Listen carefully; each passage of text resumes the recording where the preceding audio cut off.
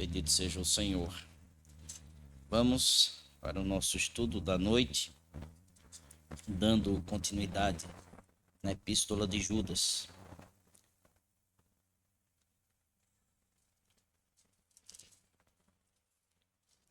Vizinho do texto que acabamos de ler, também de Apocalipse.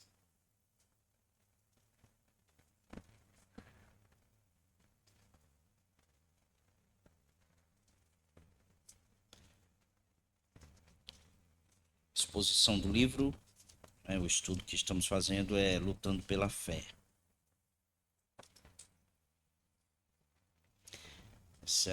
Esse é o título de todo o estudo que faremos, Deus permitindo, no livro de Judas.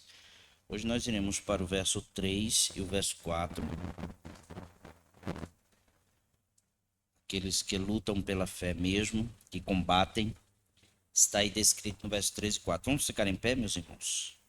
Desta vez, depois faremos uma oração.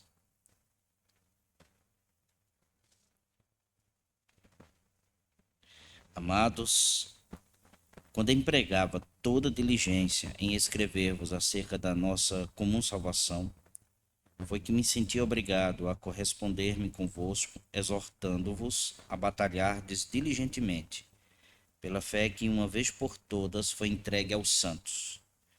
Pois certos indivíduos se introduziram com dissimulação, os quais, desde muito, foram antecipadamente pronunciados para esta condenação. Homens ímpios, que transformam em libertinagem a graça de nosso Deus e negam o nosso único, soberano e Senhor, Jesus Cristo. Amém. Deus seja com nossa vida, ilumina a nossa mente, dá claridade para que possamos enxergar o texto, que tudo seja para o louvor do teu nome, para a glória do Senhor e a edificação do teu povo. Assim oramos em nome de Jesus. Amém. Pode sentar, meus irmãos. Combatendo, lutando pela fé que uma vez por todas foi entregue aos santos. Aqui está, meus irmãos, um texto que nos leva a refletir e é um texto exortativo, como também encorajador. É o que nós iremos ver no decorrer do estudo e iremos perceber o quanto Judas nos exorta a batalharmos por aquilo que o Senhor nos deu, o conjunto de ensinamentos que está no Evangelho. Meus irmãos, historicamente, apelidaram no século XXI do século da guerra, da batalha, o século sangrento, e fizeram uma contagem de que houve 40 guerras ou conflitos neste século, perfazendo em média de uma guerra a cada 2 anos e meio. Fala-se que ao longo do século, certo, morreram 110 milhões de pessoas por causa das guerras. O triplo de mortes registradas em todos os conflitos desde o primeiro século depois de Cristo até 1999, 899. O século 21 que nós entramos começou também sangrento, especialmente quando levamos em conta o número de mortos em ataques terroristas. Há, no entanto, outra guerra, uma guerra muito mais sutil, que não é vista aos olhos humanos, mas aqueles que estão dentro da igreja podem perceber e ver a luta que temos tido com relação a falsos ensinos. E estes falsos ensinos, ele é sutil, não vem com armas, mas vem com ideias, vem de maneira sedutora, tentadora, e se nós não guardarmos o nosso coração, nós iremos entrar nesta onda, como já disse alguém. Então, esta outra guerra é muito mais sutil, sendo travada com muitas vítimas que entendem e compreendem o Senhor, o nosso Deus, de maneira totalmente diferente. e outros mesmos que apostam, são apóstatas do Evangelho do Senhor. Paulo trabalha isso e ele diz que nossa luta não é contra a carne e o sangue. Vocês se lembram disso? Ele descreve em Efésios capítulo 6, verso 12. Ele diz assim: nós não lutamos contra inimigos de carne e sangue, mas contra governantes e autoridades do mundo invisível, contra grandes poderes neste mundo de trevas e contra os espíritos malignos nas esferas celestiais. As armas utilizadas nesta guerra deste exército de trevas são doutrinas, ensinamentos de demônios. Paulo disse na primeira carta a Timóteo, capítulo 4, verso 1, já que o objetivo desses soldados apóstatas, porque os anjos também apostataram de viver com o Senhor, é destruir a fé e matar aqueles que realmente entram na igreja e que não têm uma compreensão extensa do Evangelho e nem profunda. Por esta razão, passam desapercebidos no que diz respeito à palavra de Deus e terminam sendo ceifadas espiritualmente pelo erro e pelo engano. É o que o Senhor Jesus Cristo disse em Mateus capítulo 24, do verso 10 ao 13, ele diz: muitos se afastaram de mim. Preste atenção no que Jesus disse, veja. Muitos se afastarão de mim. Isso significa que muitos estavam perto dele. Perto como? Na igreja, ouvindo o evangelho, ouvindo a palavra, louvando, orando, quem sabe foi batizado, quem sabe participou da ceia, e que realmente abandonou o evangelho. E nós precisamos deixar bem claro, desde a última vez que eu falei com vocês, a apostasia é totalmente diferente de uma pessoa que, eu não gosto de usar essa linguagem, mas que se desvia. A pessoa que se desvia muitas vezes não volta. Esse é um apóstata.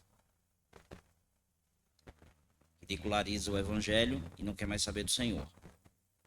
Já outros creem no Senhor, passam muito tempo fora, mas Deus o traz de volta. Ele só teve um lapso, uma queda. O Senhor é poderoso para trazer ele. Então o Senhor Jesus diz: muitos se afastarão de mim e trairão e odiarão uns aos outros. Falsos profetas surgirão em grande número e enganarão muitos. O pecado aumentará e o amor de muitos esfriará. Mas quem se mantiver firme, ou quem perseverar até o fim, será salvo. Quem permanecer no que Judas vai falar logo aqui, no verso 24, veja. Esse texto de nosso Senhor Jesus Cristo, de perseverar até o fim, é o que Judas está falando no verso 24, quando ele diz: ora, aquele que é poderoso para vos guardar de tropeçar e para vos apresentar com exultação imaculados diante da sua glória. Veja, o Senhor é aquele poderoso que vai guardar vocês de tropeçar, de se perder, porque fomos salvos. É este que persevera até o fim. A luta, o combate dos apóstatas é cruel. Além de suas doutrinas demoníacas, eles têm em seu favor o espírito desta era, a pós-modernidade. No mundo pós-moderno, a verdade ela está em promoção. Ela não vale muito. E esta verdade, entre aspas, que existe muitas verdades, mas para nós existe aquilo que está nas Escrituras, que é a palavra do Senhor, o Evangelho de nosso Senhor Jesus Cristo. Essas muitas verdades, essas opções que as pessoas têm, levam pessoas ao erro, ao engano e à separação do Senhor. E estes erros, estas opções de verdades, entre aspas, chegam pelos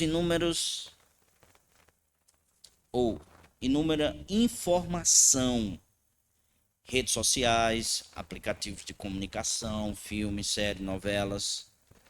Nós chamamos isto de pluralismo. Gente de tantas opções, tantas verdades, que cada um tem sua verdade, nós podemos dizer que isso aí parece o mês de novembro da cosmovisão, Black Friday. não é isso? É o feirão das ofertas de maneira que o mundo quer, que as pessoas querem. Que no final das contas as pessoas ficam cada vez mais enganadas, pensando que estão certas, e estão se distanciando do que é correto, do que é certo, que é a obra de Cristo Jesus. E estas pessoas têm levado famílias ao erro, ao engano, e acabam sendo totalmente destruídas espiritualmente. Acaba que todo mundo fica confuso com muitas verdades, sem saber o que realmente deve encarar, o que deve entender, o que deve compreender. Muitos chegam a dizer: meu Deus, qual é a verdade realmente? O cristianismo fala de uma forma, o budismo fala de outra. Aquele pastor fala desta maneira, aquele outro pastor fala deste segmento. Onde realmente está a verdade? Nós iremos ver onde está a verdade à luz do texto que estamos. Então, em tal contexto, pluralismo que vivemos, algumas pessoas são tentadas a desistir da razão e viverem emocionalmente. E aqui eu quero abrir um parêntese, porque domingo eu falei exatamente sobre isso, razão e emoção. Mas eu falei no contexto de adoração, contexto de louvor a Deus, de glorificação ao Senhor, de exaltação ao Senhor. É preciso que se haja razão no culto, mas que também se tenha emoção. Mas as pessoas hoje em dia estão sendo levadas somente pela emoção em detrimento da razão. Aqui está o ponto. Por esta razão nós ficamos em dúvida. Que critério deve usar para escolher a verdade? Bem, em vez de pensar e de se guiar por parâmetros da verdade ou do que é absoluto, que é as escrituras, o ser humano ele tem optado por ser guiado por sentimento, por imagens, por apelos. Nós não vivemos de sentimentos. Nós vivemos de acordo com a palavra do Senhor. Aquilo que o Senhor manda, são os mandamentos do Senhor. Assim é que a questão é mais importante para esta geração. Hoje, em vez de perguntarmos o que é a verdade, isso realmente está correto? Será que isso é ético? Será que isto é moral? Nós estamos perguntando: será que eu gosto disso? Será que eu vou me sentir bem com isso? Será que isso vai me atrair? Será que isso vai me dar prazer? Isto é uma vivência de sentimentos e que uma boa parte da igreja vive assim.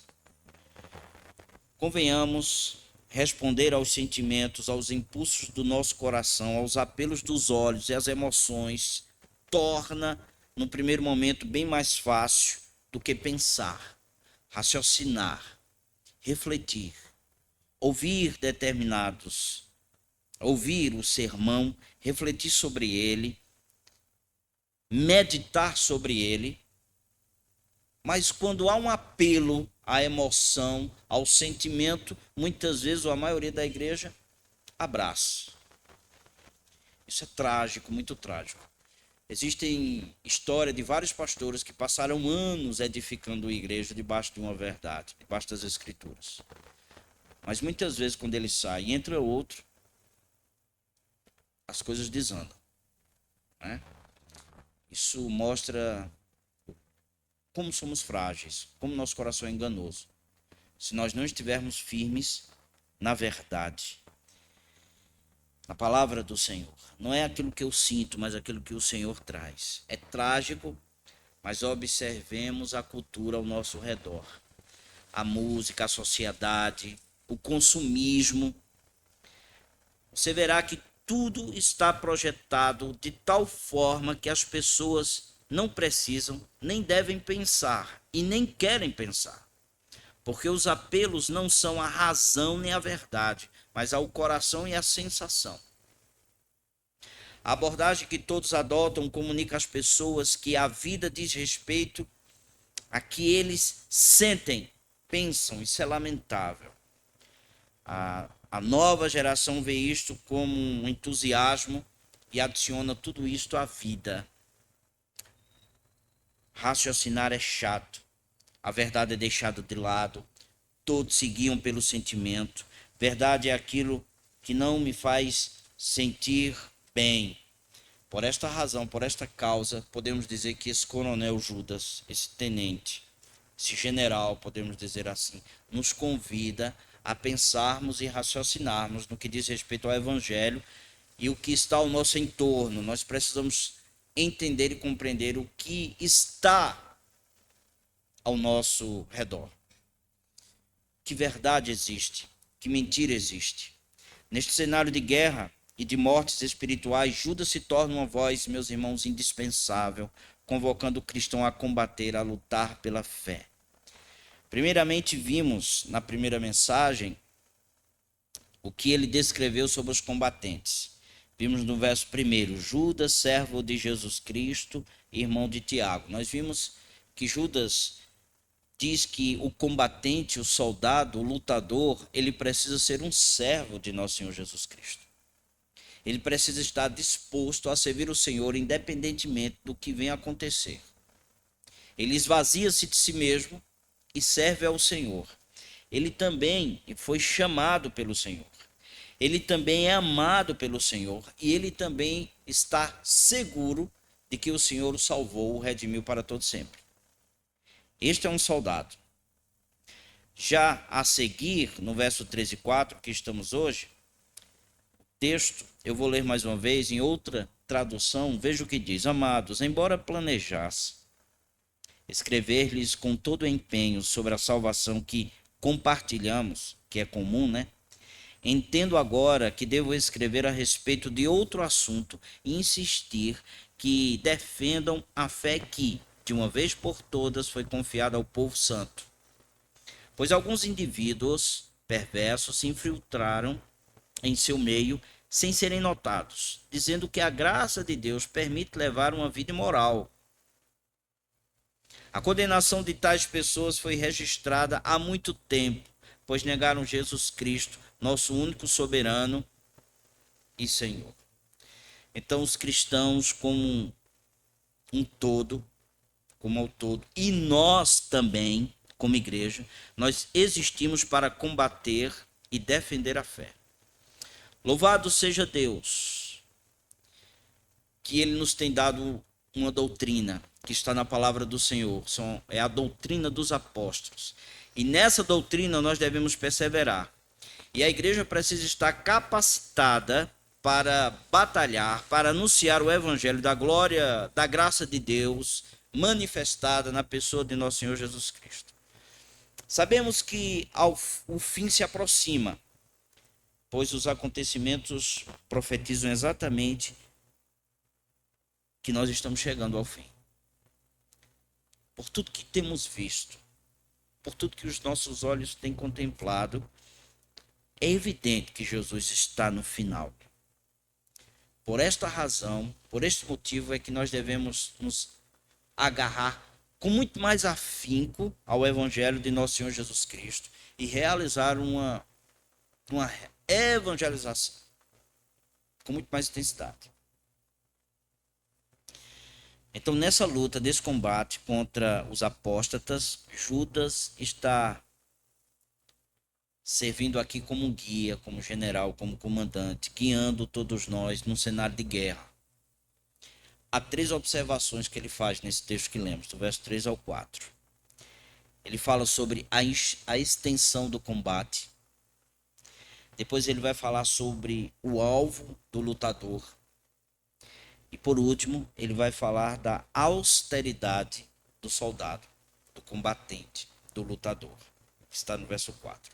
Então vamos ver primeiro a extensão deste combate.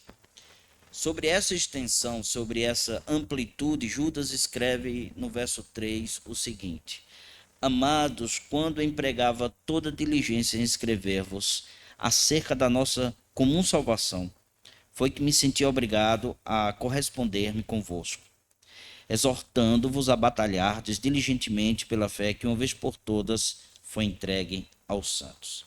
O soldado, o combatente cristão, ele tem várias frentes. Então Judas revela pelo menos 2 neste único versículo, verso 3. Ele fala de encorajamento e ele vai falar de exortação. E esta exortação é com muito esforço. É o que ele diz aí. Mas ele percebeu que deveria, naquele momento, que ele iria escrever sobre a salvação compartilhada, ou salvação comum, ele decidiu, por obra da graça de Deus, do Espírito Santo, escrever sobre outro assunto. Sobre a batalha e sobre a luta que nós temos travado. Primeiro ele vai falar aqui de encorajamento. Na vida cristã nós precisamos encorajar uns aos outros. Encorajar uns aos outros com conteúdo bíblico. Fortalecer a fé uns dos outros com conteúdo bíblico. Nós precisamos renovar a nossa esperança. Nós precisamos manter o amor de uns para com os outros e principalmente pela palavra de Deus. Mas isso nós só o faremos se tivermos cheio das Escrituras. Então nós precisamos uns dos outros para falarmos uns aos outros. Falar sobre o quê? A salvação que nos é compartilhada. Mas eu já fui salvo. Eu vou evangelizar meu irmão? Não, nós iremos nos regozijar por aquilo que Deus tem feito conosco. E fez. Que foi essa obra salvífica em nossa vida. Falando sobre comunhão, eu quero citar aqui algumas frases, em uma até mesmo extensa, de Dietrich Bonhoeffer. Ele faz uma reflexão calorosa sobre a comunhão da igreja. Ele diz: a presença física de uns para com os outros constitui para o cristão uma forte alegria, fortalecimento incomparável. Depois ele diz: a pessoa cristã não vive mais de si mesma. Vive inteiramente a partir da sentença que Deus pronunciou sobre ela. Sujeita-se a ela na fé, que é a justificação mediante a fé, Romanos 5, verso 1. E ele diz: o cristão depende da palavra de Deus que lhe é dirigida. O cristão vive totalmente da verdade da palavra de Deus, que é revelada em Jesus Cristo. Perguntando-lhe sobre onde está a sua salvação, sua felicidade, sua justiça, ele jamais poderá apontar para si mesmo, mas para a palavra de Deus que está em nosso Senhor e Salvador Jesus Cristo, que lhe assegura salvação, felicidade e justiça. O cristão anseia ardentemente por esta palavra, porque não passa um dia em que não sinta fome e sede de justiça. Anseia sempre a palavra libertadora. Só de fora ela pode vir. Ele mesmo é pobre, ele está morto. A ajuda deve vir de fora. E ela veio e torna a vir diariamente na palavra de Deus com respeito a Jesus Cristo, trazendo salvação, justiça e felicidade. Deus, porém, colocou esta palavra na boca das pessoas, dos irmãos, para que possamos edificar uns aos outros e crescermos juntamente neste evangelho e nesta graça. Quantos de nós não chegamos, melhor dizendo, para um irmão e perguntar: você está firme no Senhor? Você tem certeza que foi salvo? Você confia realmente que Deus salvou sua vida? Você crê que o sangue vertido na cruz foi suficiente para trazer à sua vida salvação e perdão? Nós precisamos conversar sobre a obra de Cristo. Então a batalha do cristão, portanto, envolve encorajamento mútuo. Requer que compartilhemos uns com os outros sobre a salvação que compartilhamos, que nos é comum. E como iremos fazer isso? Principalmente, ou primariamente, do púlpito. Os pastores, os presbíteros.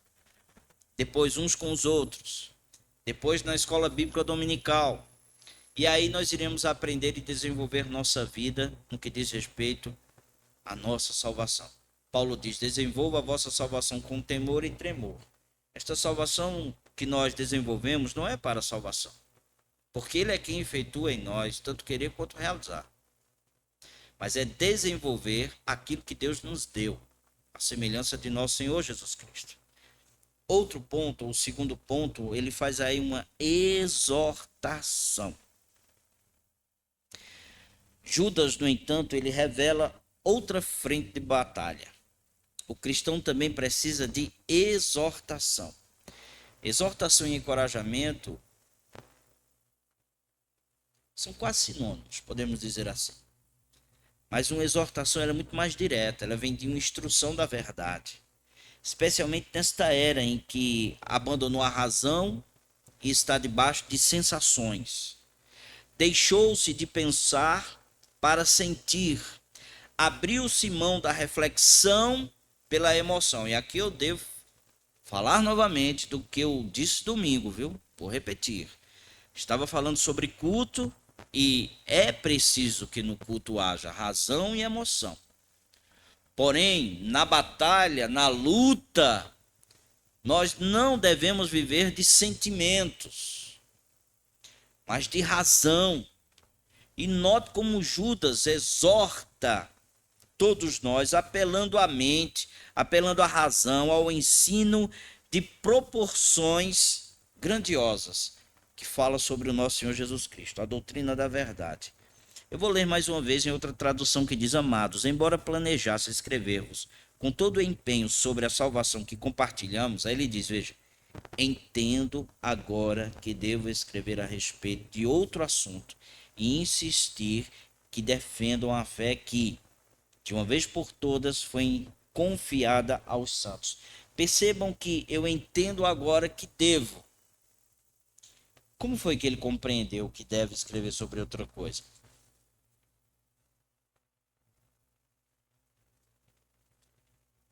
Como é que você chega e diz assim, agora eu tenho que escrever sobre outro assunto? Se não for um mandamento do Senhor. Se não for pelo Espírito Santo de Deus dizendo, vá por aqui. Não é isso, gente? A necessidade.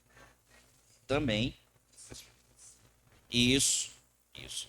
Principalmente tantos falsos mestres que existiam.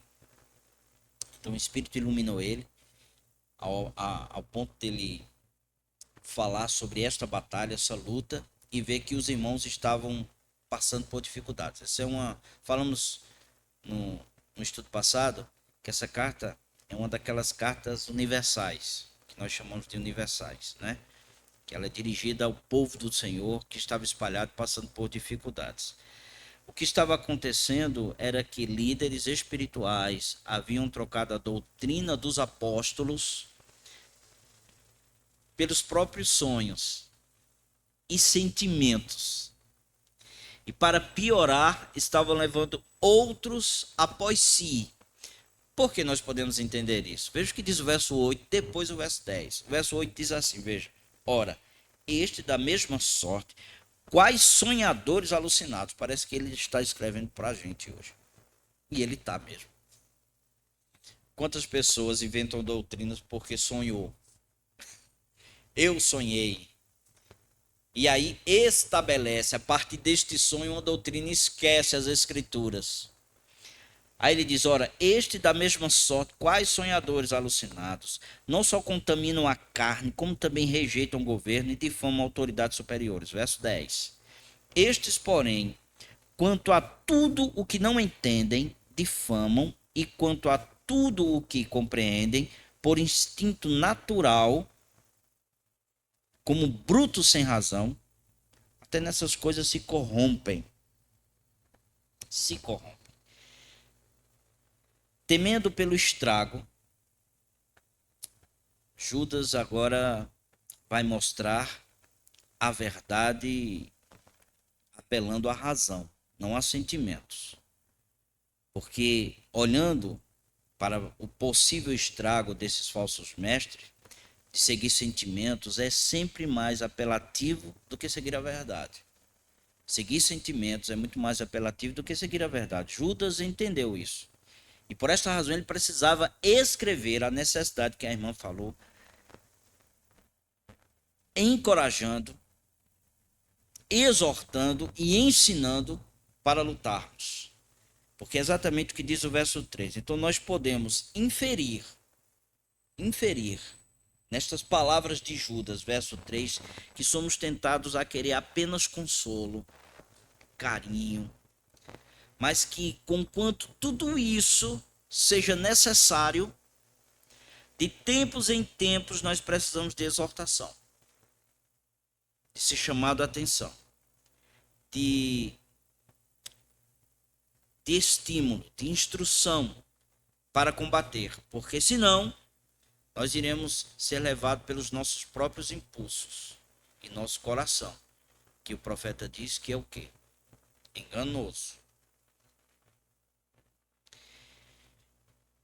Judas, portanto, sentiu a necessidade de pegar a pena, o papiro e escrever.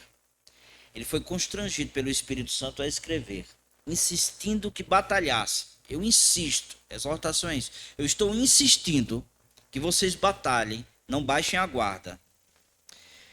Como nós precisamos dessa exortação de tempos em tempos? Como nós precisamos ser de novo e de novo exortados a não parar de lutar pela fé, pela verdade propositiva das Escrituras, pela doutrina, pela verdade conforme foi revelado para todos nós. Mas não somente isso, há também aqui um esforço que ele chama a termos, seja em que frente eu e vocês venhamos a batalhar, encorajar uns aos outros nós precisamos, exortar uns aos outros nós precisamos, mas nós também precisamos nos esforçar, lutar. O verso 3, ele diz: eu me senti obrigado a corresponder-me convosco, exortando a batalhar diligentemente. Não é assim? Veja, a corresponder-me convosco, exortando-vos a batalhardes diligentemente pela fé que uma vez por todas foi entregue aos santos.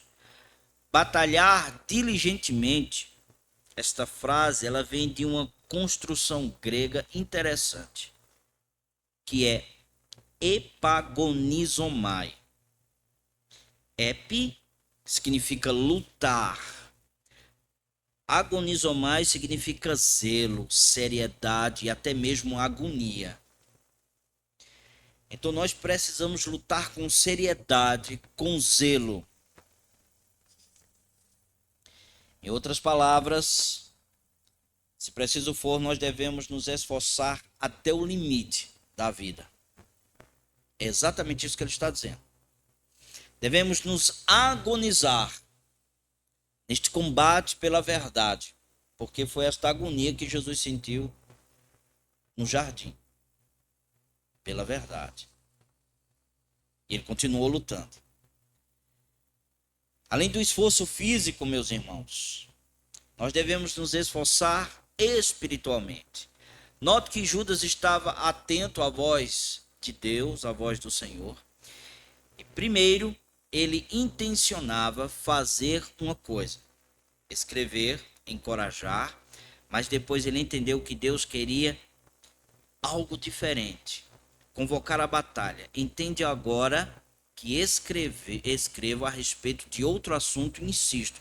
Então a batalha do cristão, ela é ampla, ela envolve encorajamento, que significa cuidado, auxílio, palavras de consolo, mas também exortação, instrução, convocação e esforço.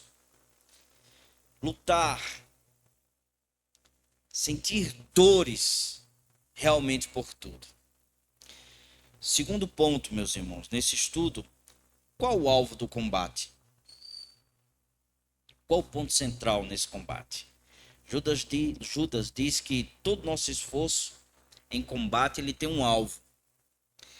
E ele ainda está no verso 3, quando ele diz o seguinte: amados, quando empregava toda diligência em escrever-vos acerca da nossa comum salvação, fui que senti obrigado a corresponder-me convosco, exortando-vos a batalhar diligentemente pela fé, que uma vez por todas foi entregue aos santos. Aqui está o alvo.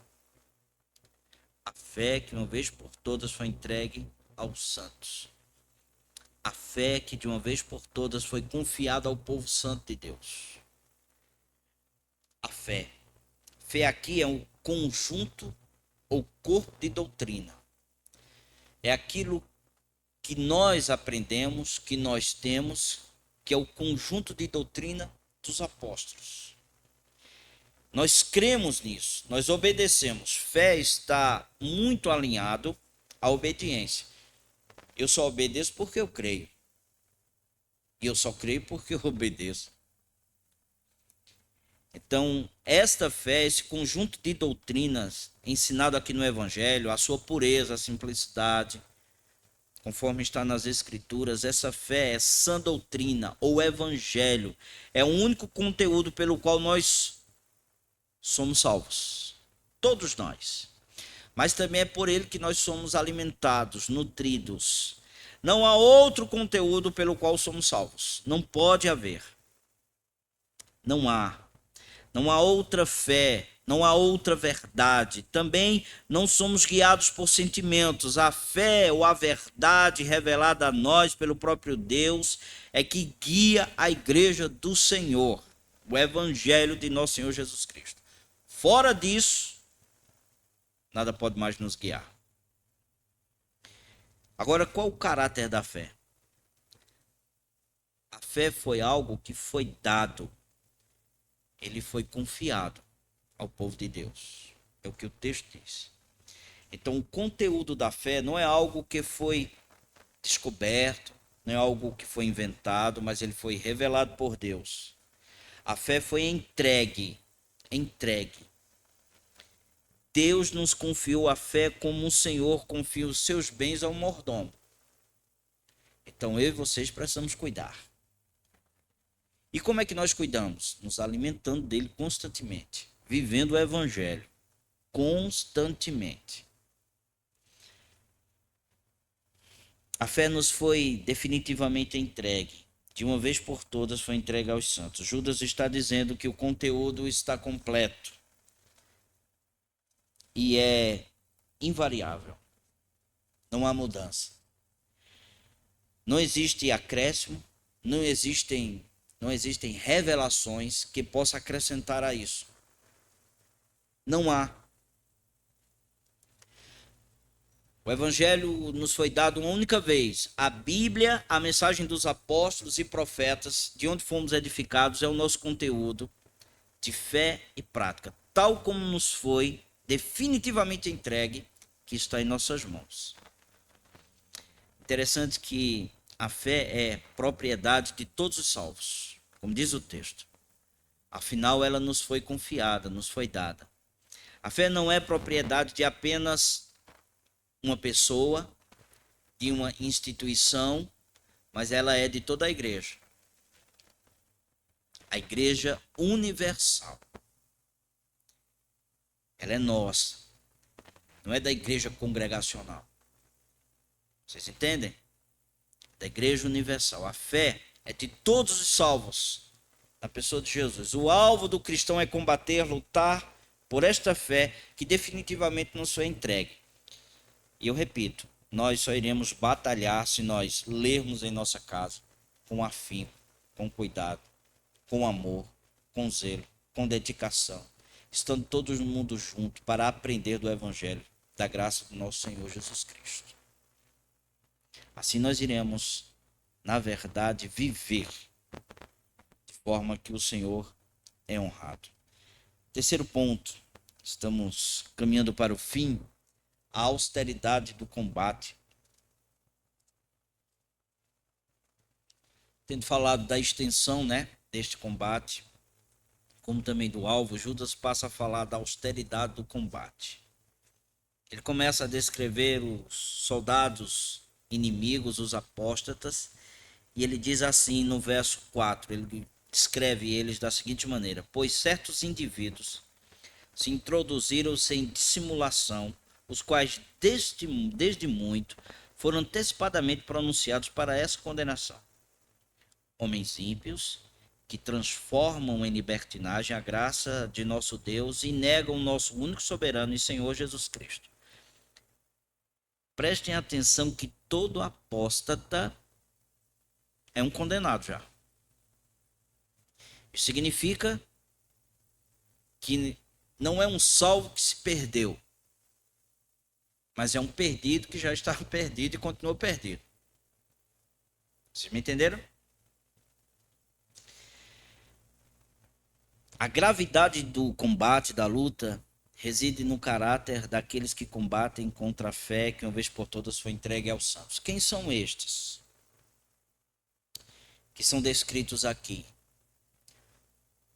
Olhando o contexto de Judas, parece muito mais os gnósticos.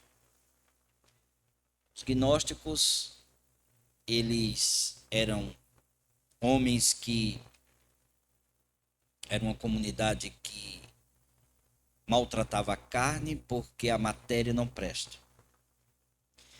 E disso tinha dois perigos, tinha duas alas desse entendimento. Significava que eu creio em Jesus, eu posso viver de todo jeito, porque a carne não presta. Então o espírito já está salvo. Eu vou viver num pecado, uma vez que a carne não presta. E outros batiam na carne a ponto de querer receber a salvação exatamente por bater na carne. Então existem esses dois pontos. Possivelmente seja o primeiro aqui. Tais homens criam em Cristo, mas diziam que não importava a forma que os crentes deveriam viver com seus corpos.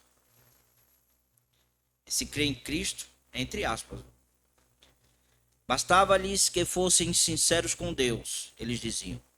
Na verdade, aquele era um evangelho libertino, perverso e permissivo, que não exigia santidade, nem amor, pela mortificação do corpo, segundo as Escrituras, no poder do Espírito. Como eles eram? Eles eram descrentes, se dizendo crentes.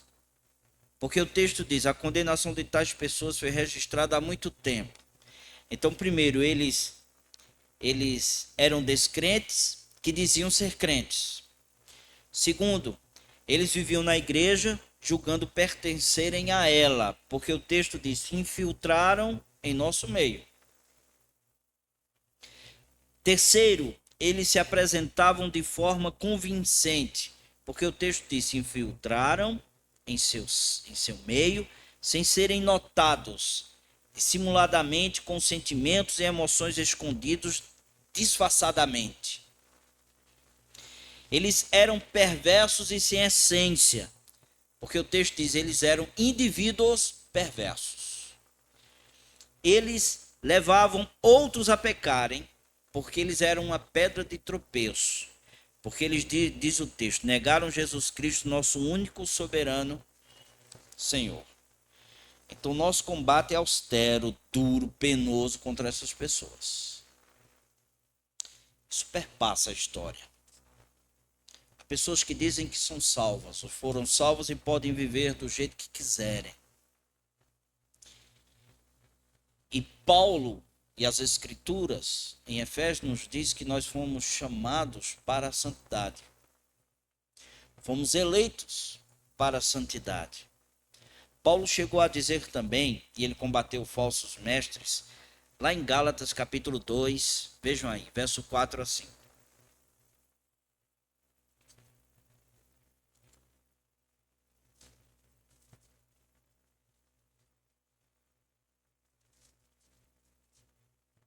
Aqui, Paulo lutava com os judaizantes. E houve um problema grande em Antioquia, porque alguns judaizantes, desceram a Antioquia, e Paulo havia pregado com Barnabé em Antioquia, e eles desceram para Antioquia, dizendo que os discípulos deveriam ser circuncidados para serem salvos. E aí, houve a necessidade de ter uma assembleia de membros em Jerusalém. E eles foram para Jerusalém. E eles temeram que os apóstolos pudessem querer circuncidar Tito. Paulo, muito experiente, vou levar Tito um gentio, para ver se realmente eles vão circuncidar. Aí veja o que ele fala aqui. Eu vou ler numa tradução, vocês acompanham na tradução de vocês, mas eu vou ler nessa tradução que diz assim: essa questão foi levantada apenas por causa de alguns falsos irmãos que se infiltraram em nosso meio para nos espionar. Preste atenção que Paulo fala aí, falsos irmãos. Ele não diz irmãos falsos, porque irmãos falsos tem em todo lugar, né? Mas ele fala falsos irmãos. Veja o que ele diz. Alguns falsos irmãos que se infiltraram em nosso meio para nos espionar e nos tirar a liberdade que temos em Cristo Jesus. Sua intenção era nos escravizar, mas não cedemos a eles nem por um momento, a fim de preservar a verdade das boas novas para vocês. Então eles não cederam. Cabe a mim e a vocês não ceder em nenhum momento o evangelho que nós temos crido e que nós vivemos. Meus irmãos precisam estar prestando atenção em determinadas pessoas que entram com falsas doutrinas dentro da igreja. Preste atenção. Fale com a pessoa, exorte a pessoa para que ela abandone. Se não abandonar, chame a liderança que nós iremos ver isso. Mas é preciso combater o erro. Pedro também dizia, e eu acho que esse é o texto mais difícil. Vamos para Pedro, e eu vou usar aí para Pedro. Segunda carta, capítulo 2. Pedro também dizia o mesmo. Ele acrescenta que o estrago causado por esses falsos irmãos infiltrados, passando-se por mestres, seria um devastador dentro da igreja. Veja o que ele diz no verso 2, verso 1. Assim como no meio do povo surgiram falsos profetas, assim também haverá entre vós falsos mestres, os quais introduzirão dissimuladamente heresias destruidoras, até o ponto de renegarem o soberano Senhor que o resgatou, trazendo sobre si mesmo repentina destruição. Não é difícil esse texto. Vocês prestaram atenção. Falsos mestres, heresias destruidoras, ao ponto de renegarem o soberano Senhor que o resgatou. Resgatou ou não resgatou? Aqui é o ponto. Não é difícil esse texto. Eu entendo o que Pedro está dizendo pelo contexto. Eu só vou entender o que Pedro está dizendo pelo contexto. Esse resgatou é que estas pessoas estavam dentro da igreja, ouviram o evangelho, ouviram a palavra do Senhor, tiveram um determinado comportamento, mas abandonaram o evangelho. Por que nós podemos dizer isso? Porque a partir do verso 20, podemos ler da seguinte maneira: portanto, se depois de terem escapado das contaminações do mundo, mediante o conhecimento do Senhor e Salvador Jesus Cristo, se deixem enredar de novo e são vencidos, tornou-se o seu último estado pior do que o primeiro. Vocês entenderam? Veja, essas pessoas escaparam da contaminação do mundo e viveram dentro da igreja, tendo um comportamento bonitinho, lindinho, limpinho, ouvindo o evangelho, sendo somente banhado, não tomaram banho, jogaram água somente nele. Depois estas pessoas voltaram ao mundo, são apóstatas. Isso vai explicar o verso 1. De outra maneira, nós nunca iremos entender. Há vários debates, principalmente em podcasts, com relação a este, entre calvinistas e aqueles que pedem a salvação. E se nós não formos para o contexto, não iremos sair dessa cilada do verso 1. Eu vou seguir a leitura depois do verso 20, que diz assim: pois melhor lhe fora nunca tivesse conhecido o caminho da justiça, do que após conhecê-lo, volverem para trás, apartando-se do santo mandamento que lhes fora dado. Com eles aconteceu o que certo adágio verdadeiro. O que diz certo adágio verdadeiro? O cão voltou ao próprio vômito e a porca lavada voltou a revolver-se no lamaçal. Deu para entender, meus irmãos? Então, estes aqui são exatamente os falsos mestres e todos aqueles que abraçaram este falso ensino. Então, devemos, pois, ficar atentos a estes e considerar a verdade do Evangelho e prestar atenção àqueles que se infiltram para arrastar o povo de Deus a inverdades. Paulo escreveu: observem quem se recusa a obedecer aquilo que lhes digo nesta carta. Ele está dizendo isso na segunda carta aos Tessalonicenses, capítulo 3, versos 14 e 15. Ele diz: observem aqueles que não obedecem aos mandamentos desta carta. Nós precisamos prestar atenção àqueles que não obedecem ao Evangelho de Jesus. Sabe o que Paulo diz? Afastem-se dele, para que sintam envergonhado. Não considerem como inimigo, mas advirtam como um irmão. Precisamos ter o equilíbrio entre graça e verdade para tratarmos com os apóstatas, que não são cristãos, pois abriram mão da fé, da verdade. Eles escandalizam e gostam de escandalizar o Evangelho de nosso Senhor Jesus Cristo.